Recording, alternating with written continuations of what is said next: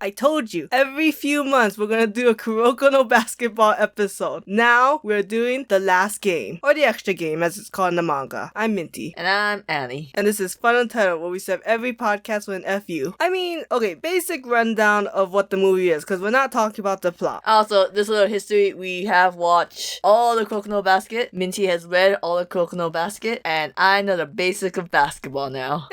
Yeah. I never read Extra Game though, so I gotta go figure that out. And I never read the extras. I've only seen some of the Wikipedia. And I read some of Replace Plus, I think that's what it's called. I always forget. Yeah. Okay, so basically, there's a team from America who's come to Japan. They're called the Jabberwock, and they're playing street ball with Japanese teams. Hey Minty, for those who don't know, what's the Jabberwock? Who doesn't know what a Jabberwocky is? People who haven't watched America's Best Dance Crew. That's not where it's from, you nut. Well, that's where I first heard of it. Sad. It's just sad. No one knows the full story of Alice in Wonderland. Jabberwocky is a poem by the same author as Alice in the Wonderland. So Jabberwocky is basically like a totally fantasy imaginative monster. Like supposedly it's like in a sense like a dragon or a chimera in a sense that's made of all these different animal parts, but it's not really resembling of any animal in the end. But yeah, so this American team is called the Jabberwock, and they're fighting Team Starkey, which is like, and I think this movie takes place like 1 year after the end of the series. Team Starkey is consistent of university students, which is all previously third-year students of the Kuroko no basketball series. There's Kasamatsu, the captain of Kaijo, Imayoshi, the captain of Toho, Okamura, who is the captain of Yosen, Miyagi, who is this weird random dude from Shutoku, and Hey, he's the older brother of that one random dude on the Green Man's team. yeah, I don't remember. And Higuchi, apparently, who is the manager of Rakuzan. And I'm like, any of the uncrowned kings could have worked, and you chose this random dude. Actually, as I was saying that, I know why. Because they were second years, so now they're third years. Hey, we solidified what year, how much years passed. For some reason, the movie was like, hey, look at Kagumi's past, about how he was ostracized for being a genius, but they didn't want to say how many years passed. Yeah, that was weird, right? Like, they just drop you into, like, Kagami as a middle school. I skipped this part because it makes no sense, but they dropped Kagami in as a middle schooler and how he was, like, a bored Almine and then he got to high school. And then there was a mysterious call, but that doesn't come and play until the end. But they play Jabberwock fights Team Starkey. Jabberwocky wins, and they're, like, these complete douchebags because, they're American. I was like, oh shit, I don't know anything about this movie, but I know Team Starkey, you have one member from each team that has a miracle generation. I know the plot of the movie, it is awesome. All these miracle generation kids, they're watching their teammates get like smack talk and shit talk, and they're like, one of those men are my boyfriends. I'm not gonna let you get away with this. What? Huh? What? Like one of them. Like one of them. Exactly one. Need only one, but depending how frisky you are, maybe you ship Armenia and Glasses. depends how much of a multi-shipper, polyamorous supporter you are. Oh, Glasses boy, my heart goes out for you. I know, I really like him too. So yeah, so the Team Jabberwock wins, and Rico's dad, I don't remember his name, but he basically is like, let's have a rematch because there's only one fucking team that's gonna take you on. Of course, the Miracle Generation, plus Kagami, plus Kuroko. Okay, that's kind of obvious. And plus 3 guys who's just there. I know! I cannot believe they didn't use them at all. Like, what was the point? I mean, I think it was just for the training, to be honest. True, because it made like a 10-person team. You only needed 7 of them, but whatever. So of course they have this match, and it's like on this big stage now. It's not like just regular street ball. The match was pretty good. There was a lot of peaks and valleys, as any good match. I just don't understand why they made the Americans so goddamn racist. It's weird because I didn't think they really needed a villain for this movie. Like, we didn't need a reason to cheer for the Miracle Generation. Yeah, because when you first told me about the last game, you told me they were all like part of the Olympic. That's what I thought, but I think I might have been confusing that with a one-shot special. Oh. Yeah, I don't know, because that was never translated to English, as I found out later. Yeah. So the bad guys are just so unlikable. Yeah, and then they only focus on 2 of them, which I guess, to be fair though, that's how Kuroko Basketball always works. It's always just been a focus on 2 of like the 5 characters, unless you're Rakuzan. Yeah, let's just go talk about the 2 members and then we'll gush over the Miracle Generation. Like babies. So we have, let's start off with the first guy at the obstacle in the way, Jason Silver, and his amazing skill of being really strong. Yeah, there wasn't really much to him. He basically had all of the muscle skills. He was a good jumper, he was very aggressive, but he didn't really have a technique of his own, which I thought was weird. Like, don't get me wrong, this match, like, clearly you're showing, like, development and growth with the Miracle Generation, so he couldn't do too much with the bad guys. But damn, like, if I was filling jugs of water of how much thought was put into characters, I would just put the whole jug into Miracle Generation. Which is unfortunate because it's always nice to have a good foil. Although then there's like the captain, right? There's Nash Gold, and he's like the real douchebag, the real strategic one who he kind of like sets off the vibe for the team. He has the demon eye. Which is basically a better version of the Emperor's Eye, which I didn't think the Emperor's Eye could see the future. I guess it's more of a predictive thing. Is it mildly racist to make the white guy the captain of the team and he's like all smarts?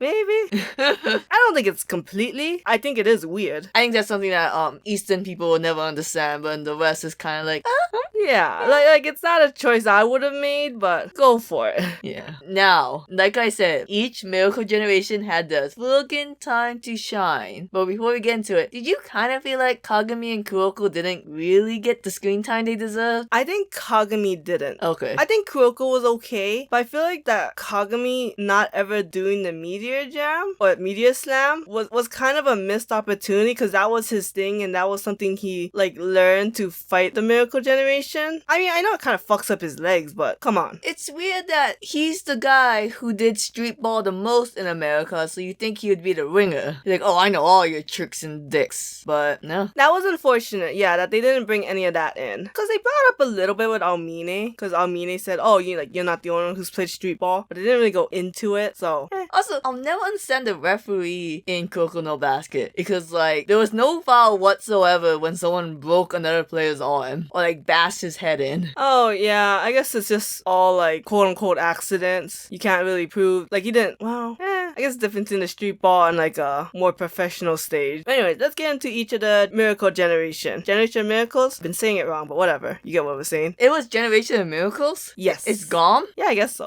Oh, shit. So, like I said, I thought Kuroko had his time to shine, like, he's, like, the hero, he's the one who's gonna, like, stand up to them, talk back, be, like, defending of, like, quote-unquote weak. He did all his moves. I don't think he did Vanishing Drive, but he did the Vanishing Shot. I don't remember what that one's called. And he did the Ignite Kai path. What's the Vanishing Drive? The Vanishing Drive is basically just him, like, going past someone and vanishing. Oh, okay. I think he did that a lot then. I just think they didn't focus on it. There's a difference between, like, him just appearing with them not seeing and him kind of, like... Oh, purposely? Yeah. Okay. God, I hope I'm saying this right.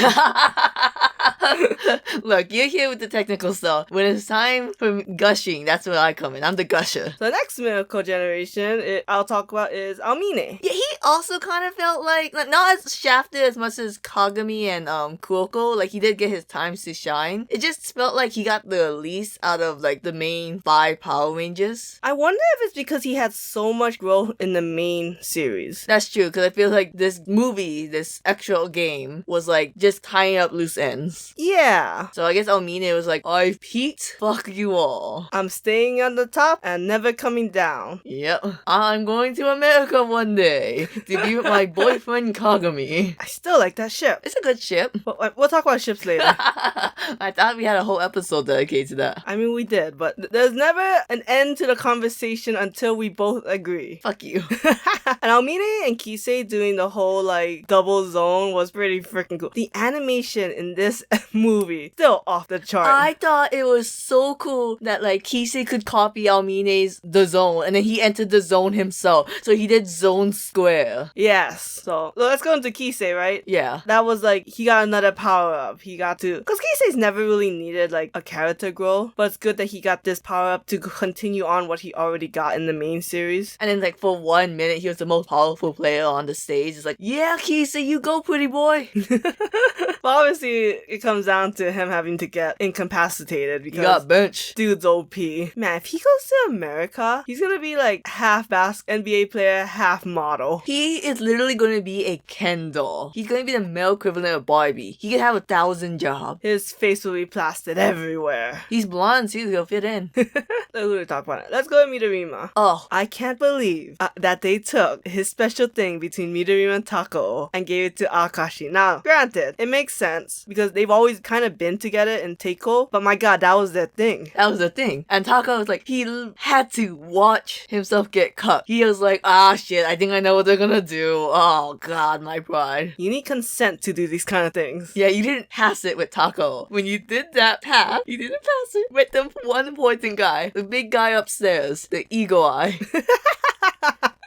Hawkeye, sorry. What I was thinking about was that this pass is all about the trust between the two people. But I'm like, does Midorima need trust? Can't he just do the form and if you can No, go because it in? Midorima's such a tight ass. He can't just, I'm just gonna jump and hope, and I'm gonna look like an idiot. That's true. I don't know why. This shouldn't get me wild out, but every time he's like, my stars are aligned, Cancer is in the forecast, and shoots the ball. I'm like, you go, white boy, you go. I'm gonna start believing in horoscopes. Fucking Leo, I'm a leader. Fire, baby. I will say the Midorima and Akashi fans, the shippers, they did not leave a single crumb because they ate it all. What are you talking about? They don't exist. They don't exist. I've never seen anything. Like, that might be one person. I feel like it should be a popular ship. There's one obese kid who ate that feast. The people who were starving the whole time, finally they got it. What a fleeting moment. Before we go into Akashi, because Akashi clearly had the most. Clearly has the most. We'll go into Murasaki Bara. I fucking love when he puts in his ponytail, that when he gets serious, when he's just like, I'm in this. 'Cause I don't know, I like Murasaki Bara. He's kind of annoying, but also like not that annoying to hate. He got better after his match. Yeah, which we never got to see like the result of his character growth because he only was in one match. Oh, I think he's cute when his hair's down. He's hot when his hair goes up. I know, right? When he was on the ground withering in pain because his arm got broken, I was like, damn, boy, your body's fine when I can see it all. You tall ass motherfucker.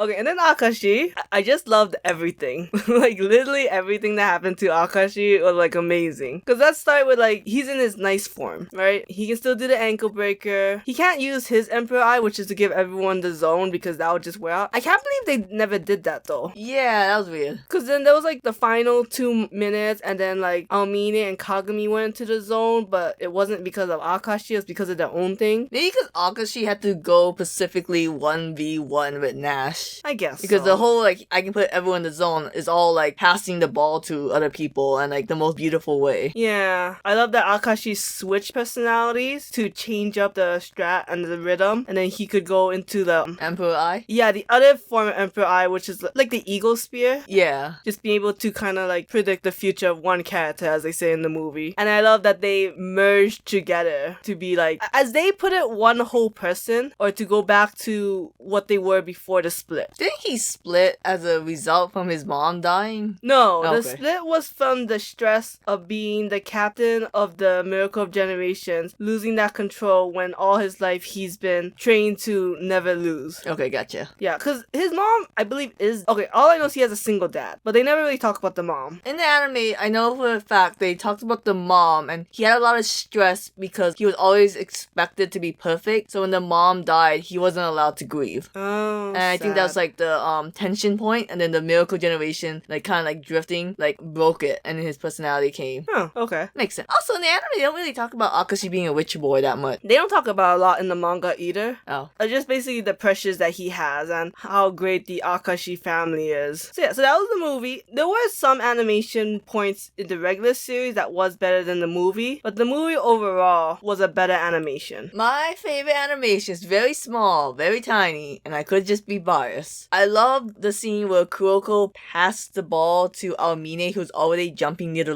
hoop. Oh. And Almine, caught the ball, but his whole body shifted from the momentum, and then he dunked it. Okay, my favorite one is the very beginning play. Oh. When Murasaki Bara throws the ball to Akashi, Akashi throws it to Almine, and it's like this 360 shot. Oh, gee, I don't know what we... Yeah, of course the one that took the entire budget was the best one. I thought it was like, the hidden gems. We already talked about Ami and Kisei. They did some pretty good shit with that. Yeah, they did. And I love how like they really did like make it that Kisei was a perfect copy. What else was good animation? I know Murasaki Bar had some good animation scenes. And then actually the Street Ball had good animation scenes. I felt like a lot of the money went in the beginning of the film. It kind of petered out in the middle. Yeah, but not like Like it was a PowerPoint slideshow or anything like Record of Ragnarok.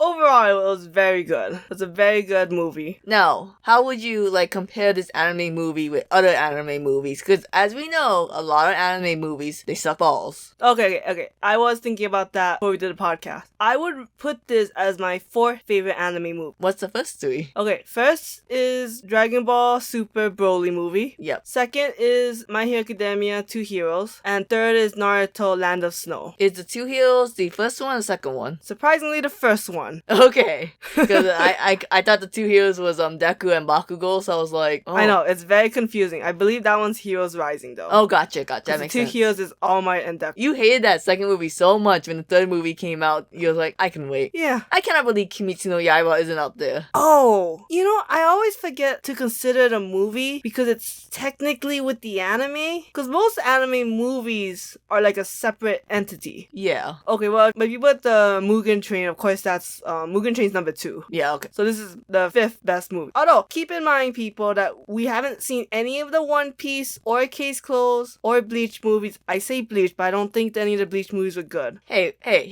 We watched Bleach 1, Memories of Nobody. Did we? We watched it. I don't remember. We don't like it. We watched it. They're all on that. I do think we saw it in Inuyasha movies, but I don't remember them. Yeah. Gotta be The Inuyasha and Bleach is like the same time frame. That's why we don't remember anything. Yeah. But I'm sure when we watch the One Piece and the Case Closed movies, things are gonna be shifting. Yeah. So yeah, I thought if the villains were just a little bit less annoying and didn't say ape so many goddamn times, I would put this movie higher. Surprisingly, monkey is not the worst thing to call people. It doesn't make sense. Like, I can name you several insults that's not actually slurs. You know, it's like you could have just been creative with it. I don't know. It's nitpicky, but when it's like all you hear, you almost have to focus on the action so you don't hear how annoying they are. Monkey! Monkey! Now, of course, we have talked about one of the final scenes of the movie before the credits. I love that scene because it makes you go batshit crazy. Well, yeah, because the phone call comes back into play where basically Alex tells Kagami that he has a chance to play at an American school that's very good at basketball, and, you know, implying that it would be his gateway to get into the NBA. So Kagami's like, I'm gonna take this chance. And I am at the airport, which I guess technically with all the Miracle Generations, but only Kuroko comes into the airport with him. Which is weird because Akashi said they were best friends, so... I mean, you know, they'll never forget each other. They celebrated a birthday. Still obsessed with that. Obsessed. Kagami is like in line and, you know, he's just like, okay, gotta get this line moving. And he's like, no, I have to tell Kuroko my true feelings. I'm gonna get out this long ass line. Cause I don't know how lines are in Japan, but in America, they're long, they're tedious. TSA is a bitch to go through. But Kagami's like, I'm gonna forego all this just to tell Kuroko, hey, this is tough. I am not who I am without you. You are so goddamn important to me, and I need you to know. And I'm crying. And I am just, look, Kagami and Kuroko is like my secondary ship, but I was like, oh, okay, I've just realized what the show wanted me to ship. It's kind of like people who watch My Hero Academia and like, I don't want to admit that the endgame couple is going to be Deku and Ochako, but damn, you know, there's some spark. Is it not Deku and Bakugo? Bitch. There's a lot of Bakugo scenes. That's a debate for another day. My Hero Academia isn't as progressive as you think. No, I'm not saying that, but there's a lot of Bakugo scenes. But I'm just saying, you know, like, there's a ship that the show wants you to ship, and you're like, I see it. I'm not going there, but I see it. So he looked at his iPod and he was like, no, I gotta say goodbye to Kuroko. It makes you think maybe he found their song in the iPod. We gotta go find this song now. We gotta write this fan fiction. Oh my god. Alright, well, if we ever think of another Kuroko no episode, it'll come out in a couple months. Until then, we're gonna write this fan fiction one sentence at a time. I'll start off. Kagami looks down. He sees the song that he used to sing with Kuroko at the karaoke bar. And his penis grew 10 times. Alright, I'm done with this.